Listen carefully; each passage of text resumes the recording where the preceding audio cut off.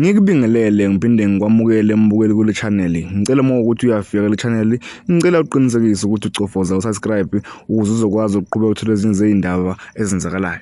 Wey'ngane zakwethu nazi engikuphathele zona kusihlwa sekuvele iy'ndaba zokuthi seligcwala umoya ibhantshi kumeya yeTheku uMxolisi Kaunda osobe imeya kulo masipala iminyaka eminingi. Sekuvele iy'ndaba-ke zokuthi seziphelile izikhundla zakhe kubikwa ukuthi le meya izophuma e-ofisi ngoLwesihlanu. Kusho ukuthi-ke kusuke ngoLwesihlanu iyobe ingasasiye imeya yeTheku. Kunjalo nje wey'ngane zakwethu ilezo ey'hamba phambili manje kusihlwa ey'thinta imeya yeTheku ubaba uMxolisi Kaunda. Seligcwala umoya-ke ibhantshi siphelile izikhundla zakhe.